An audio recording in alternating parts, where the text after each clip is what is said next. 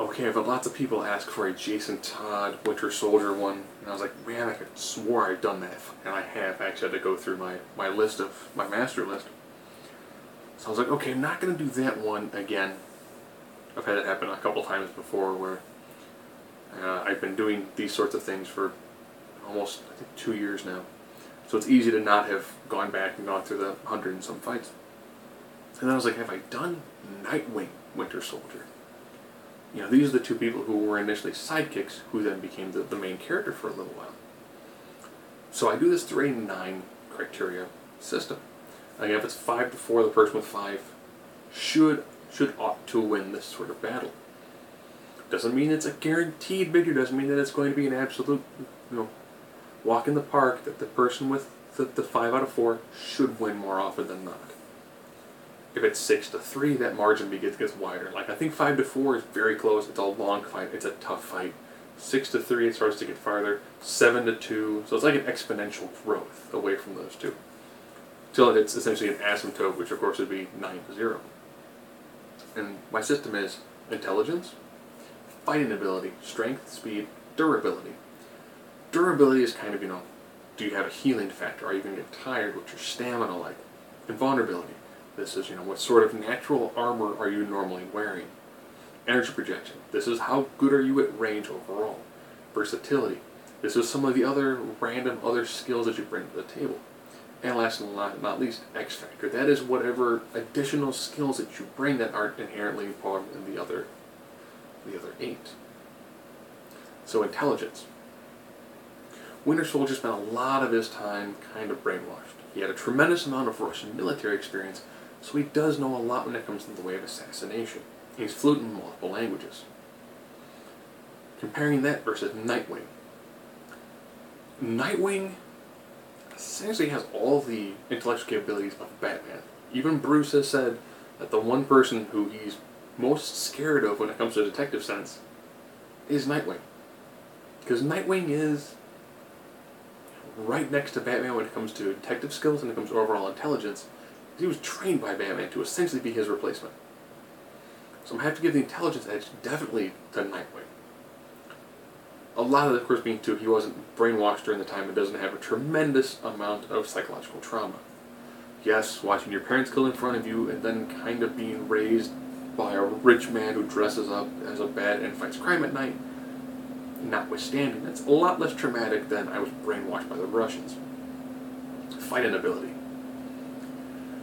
I know I'm going to hear it from this one. Winter Soldier has a tremendous amount of martial arts training. They've shown that he is pretty close to the equivalent of Captain America when it comes to overall skill. Nightwing has been trained to be somebody who is the equivalent of Batman, who has actually defeated Batman. And has come very close to defeating other people who have a superhuman level of skill, someone like Deathstroke. He's also someone who knows how to do all the fighting without killing. So I'm going to give the fighting edge to Nightwing. If nothing else, the people that Nightwing has fought are vastly not human. And he's done a very good job surviving.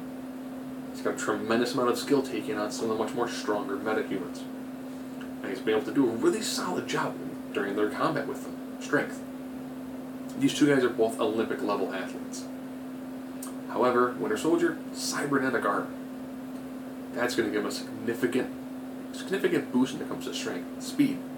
Again, you have two people who are Olympic level gymnasts. Ironically, one is a cybernetic arm that gives him superhuman reflexes. Durability, we're looking at their stamina. Neither one of these two guys is really going to get tired anytime soon. However, one of them, this might seem like a bizarre thing, that cybernetic arm is not going to get tired.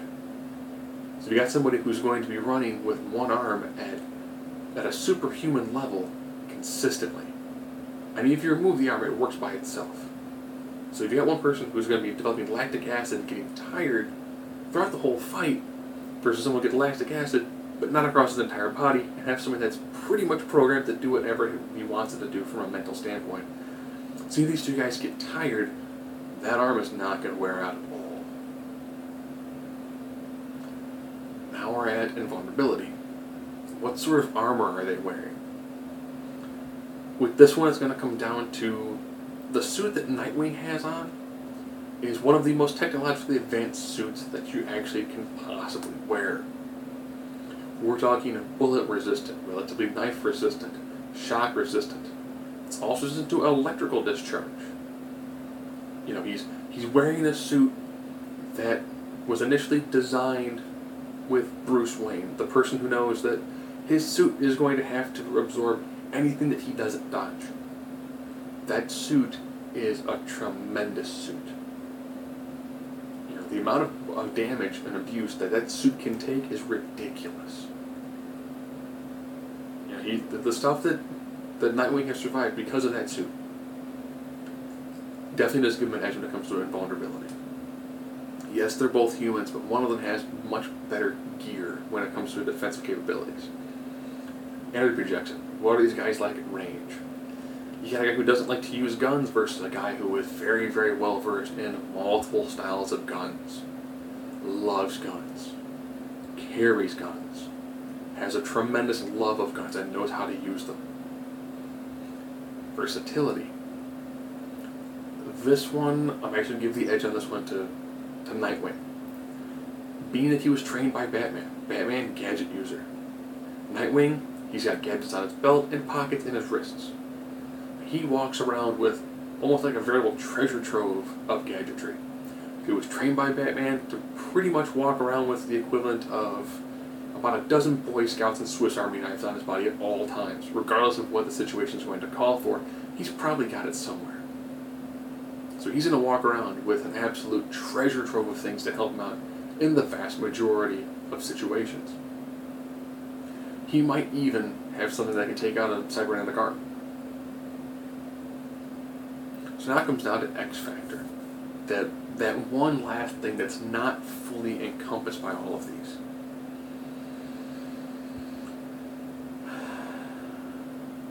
They were both took over the mantle of their main character.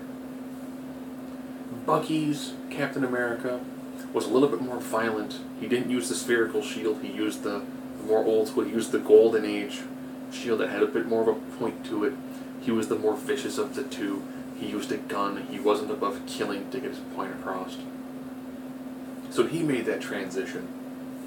He very, very much became this really strong embodiment of the character in a modern age. So he became that violent Captain America that people occasionally say, if only this superhero was more violent, he'd be awesome. And then you have when Dick took over as Batman.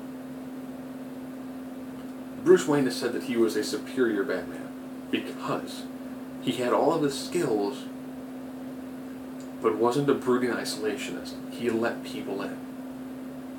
He had a much greater depth of interpersonal skills. When he controlled a team, that team listened to him out of respect and not out of fear. So you got one person who embraced the much more brutal side of the character versus another person who looked at the one thing that Batman was lacking, which was to have that level of actual love and affection in his life. Batman swore off the majority of that. Sure, he occasionally has some time with Catwoman. He has had a romantic interlude with Wonder Woman. But he's never really had that strong, serious interpersonal relationship that Nightwing has had. So I think that when it comes down to it, the one who was better when they took over the main role was Nightwing. I will give Nightwing the edge in this fight, only the fact that when it comes to his other intangible skills, they're just slightly better.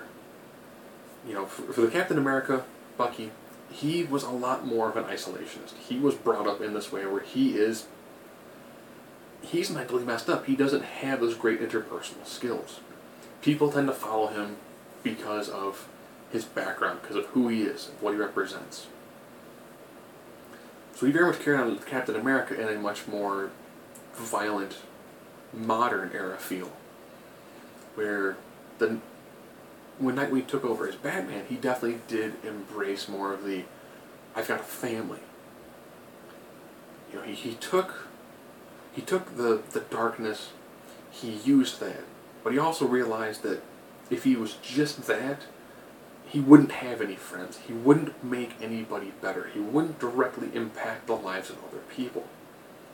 So he tempered that darkness watching his parents die with a little bit of light to actually bring other people to him and to help other people through these tragedies. And I think that's what's going to give Nightwing the edge in this. You know, he's probably going to get enough during the fight, during the way things are going on. He's going to pick up on, wait a minute, he's doing certain things that make me think this. He might say things to him in Russian because he's fluent in multiple languages. He's going to be able to do things that are going to give him slight mental triggers that are going to allow him to affect Bucky on a slightly personal level. And that's going to be enough to give him some of the additional mental edges that he's going to need to defeat somebody who's got him beat from a physical standpoint.